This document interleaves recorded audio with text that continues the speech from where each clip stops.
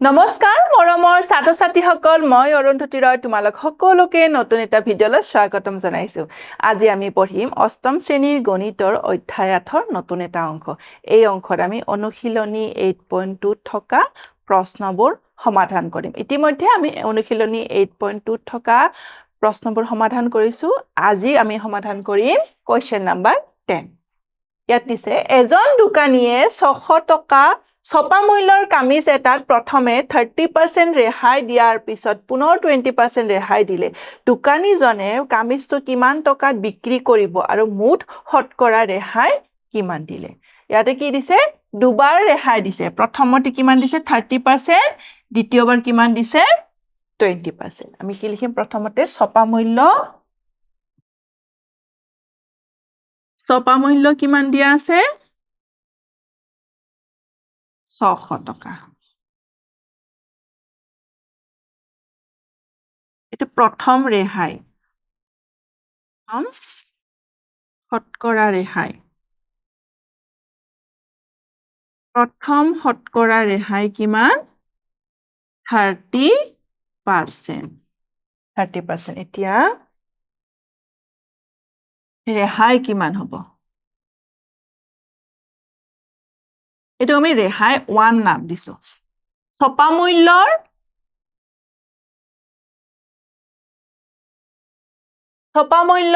30% মানে ছপা মূল্য কিমান দিয়া আছে 600 600ৰ 30% এটো কেনসেল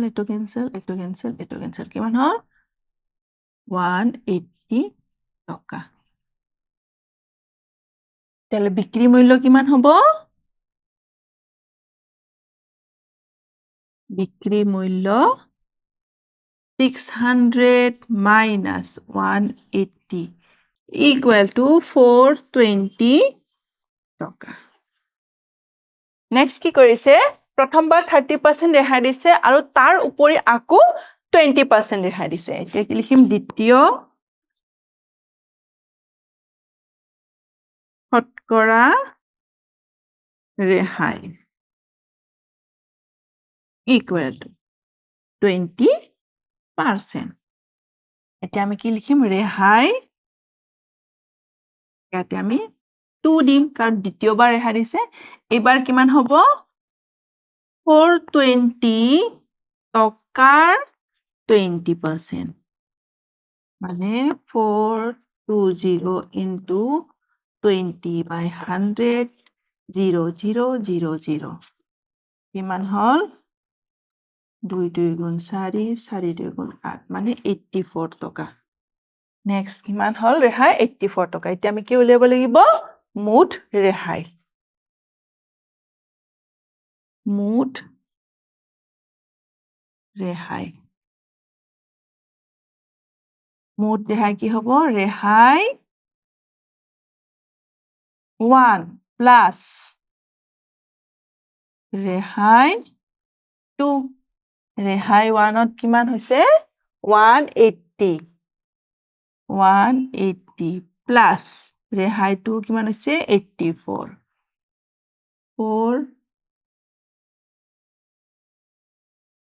মানে 264 টকা ৰেহাই দিছে এতিয়া প্ৰশ্নত কি সুধিছে কামিজটো কিমান টকাৰ বিক্ৰী কৰিব মানে আমাক বিক্ৰী মূল্য উলিয়াব দিছে গতিকে কামিজটোৰ বিক্ৰী মূল্য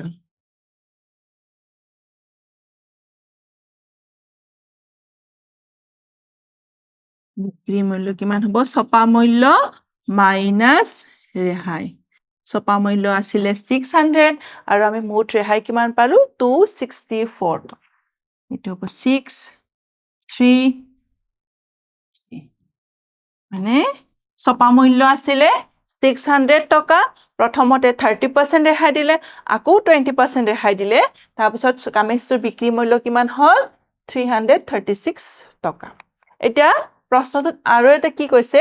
মুঠ শতকৰা ৰেহাই কিমান দিলে আমি এটা কি কৈছে মুঠ শতকৰা ৰেহাই এতিয়া মুঠ শতকৰা ৰেহাই আমাৰ মুঠ ৰেহাই কিমান হৈছে 264 ছপা মূল্য কিমান 600 ইনটু 100% 0 0 0 0 তো 6 দিয়ে কেনসেল যাব 6 4 গুণ 24 আকৌ 6 4 গুণ 24 মানে 44%। দোকানীজনে কামিজটো কিমান টকাত বিক্ৰী কৰিছে 336 টকাত বিক্ৰী কৰিছে আৰু আমাৰ মুঠ শতকৰা ৰেহাই কিমান হ'ল 44%। এতিয়া নেক্সট প্ৰশ্নটোলৈ আহিছো কমলে এখন গাড়ী 4 লাখ টকাত কিনি মেৰামতিৰ বাবে 10,000 টকা খৰচ কৰিলে আৰু সি সুৰেশক 10% লাভত গাড়ীখন বিক্ৰী কৰিলে সুৰেশে আকৌ পিছত গাড়ীখন 5% লাভত দীপকক বিক্ৰী কৰিলে দীপকে গাড়ীখন কিমান টকাত কিনিলে এতিয়া এই কিছে কমলে গাড়ীখন কিনা দাম কিমান 4 লাখ আৰু মেৰামতিৰ বাবদ খৰচ কিমান কৰিলে 10,000 গতিকে আমি কি লিখিম প্ৰকৃত কিনা দাম কিনা দাম কিমান হ'ব 4 লাখ প্লাস 10,000 মানে 4 লাখত কিনিছে আৰু লগতে 10,000 কি কৰিছে মেৰামতিৰ বাবদ খৰচ কৰিছে গতিকে প্ৰকৃত কিনা দাম কিমান হ'ব 4,10,000 টকা আৰু শতকৰা লাভ 10% লৈ কি কৰিছে গাড়ীখন বিক্ৰী কৰিছে মানে এটো যদি কিনা দাম আমি কি উলিয়াব লাগিব বিক্ৰী মূল্য বা সেলিং প্ৰাইস আমাৰ ফৰ্মুলাটো কি আছিল 100 plus P by 100 into cost price ইয়াতে 100 plus P কিমান 10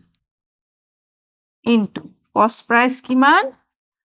410,000 কি হ'ব 110 100 into 410,000 cancel to whole cancel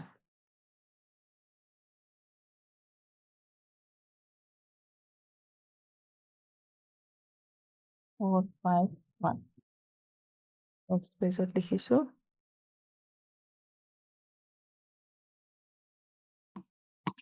SP equal to 451,000 টকা ইমান টকাত কি কৰিলে সুৰেশক বিক্ৰী কৰিলে মানে এটো কি সুৰেশৰ কিনা দাম গতি আমি কি লিখিম সুৰেশে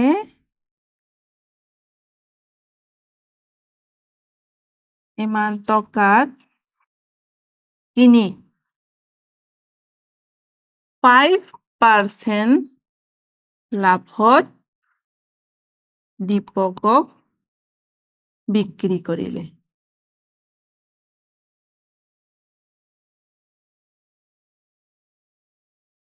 5% লাভত আকৌ দীপকক বিক্ৰী কৰিলে এতিয়া এটো কি হল এটো কমলৰ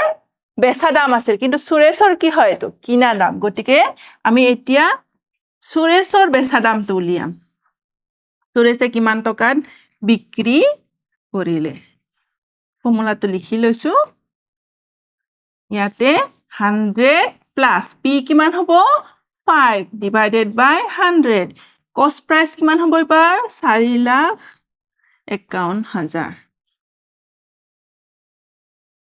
1055 by 100 into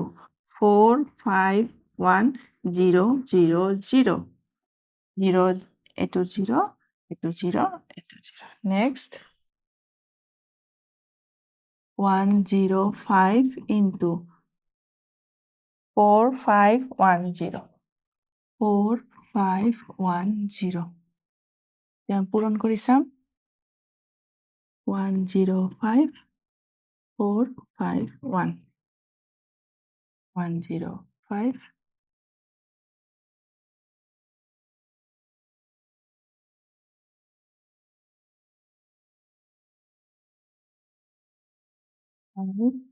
5 3 7 4 47350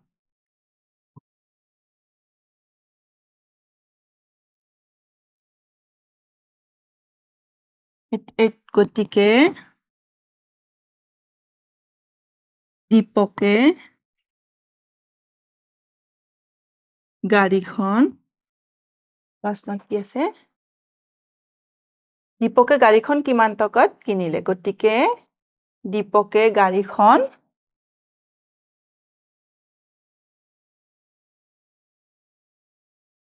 4,73,550 টকাত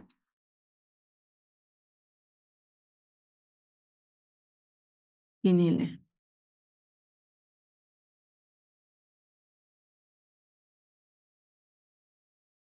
গাড়ীখন কিনিলে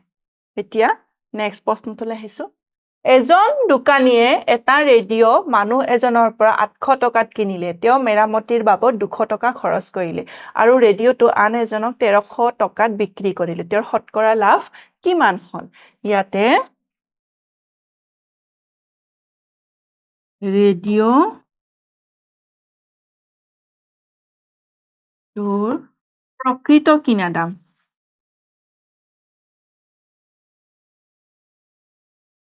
প্ৰকৃত কিনা দাম কিমান হ'ব 800 টকা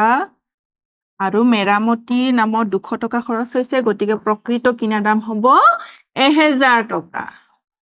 1000 টকা তাৰপিছত কি কৈছে ৰেডিঅ'টো 1300 টকাত বিক্ৰী কৰিছে মানে বিক্ৰী মূল্য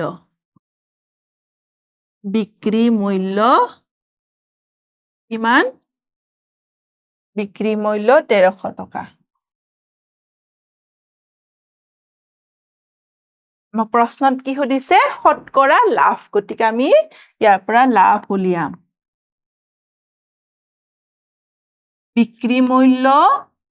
মাইনাছ কিনা মূল্য কৰিলে কিমান পালো 300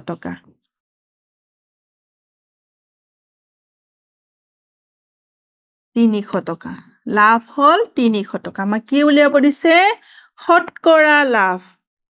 শতকৰা লাভ কিমান হ'ব লাভ বাই প্ৰকৃত কিনা দাম ইনটু 100% লাভ কিমান হৈছে 300 প্ৰকৃত কিনা দাম কিমান আছিলে 1000 ইনটু 100% 0 গতিকে শতকৰা লাভ কিমান হ'ল 30% এতিয়া নেক্সট প্ৰশ্নটোলৈ আহিছো নিগমে 1200 টকাৰে এটা ইস্ত্ৰি কিনিলে যাতায়াতৰ বাবদ তেওঁৰ 40 টকা খৰচ হ'ল তেওঁ কিমান টকাত ইস্ত্ৰিটো বিক্ৰী কৰিলে লাভ 25% হ'ব ইয়াতে আমাৰ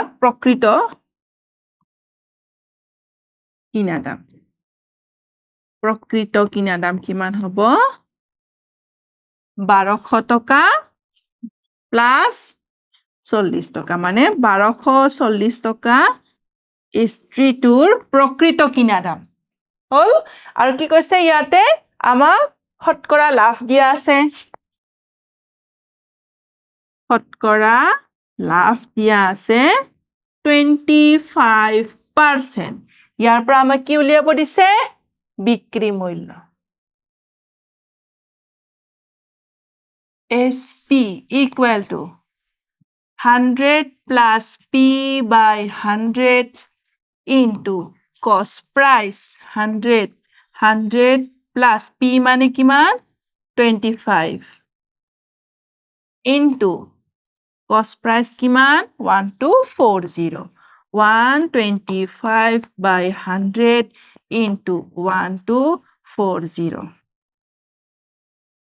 5 2 6 গুণ 12 2 2 গুণ 4 25 into 62 এটো কিমান হয় 1550 গতিকে প্ৰশ্নত কি আছিলে ইস্ত্ৰিটো বিক্ৰী কিমান টকাত বিক্ৰী কৰিলে গতিকে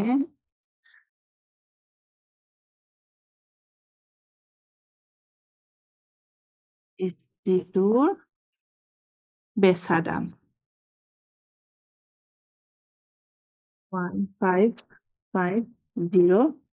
টকা। গতিকে আমি কি পালো? ইস্ত্ৰিটোৰ বেচা দাম কিমান পালো? 1550 টকা। আজিৰ অংশত এইখিনিয়ে মানে আমি অনুশীলনী 8.2 থকা আমাৰ প্ৰশ্নবোৰ কৰা সম্পূৰ্ণ হ'ল। পৰৱৰ্তী অংশত আমি মিশ্ৰ সূতৰ বিষয়ে পঢ়িম। আজিৰ কাৰণে ধন্যবাদ।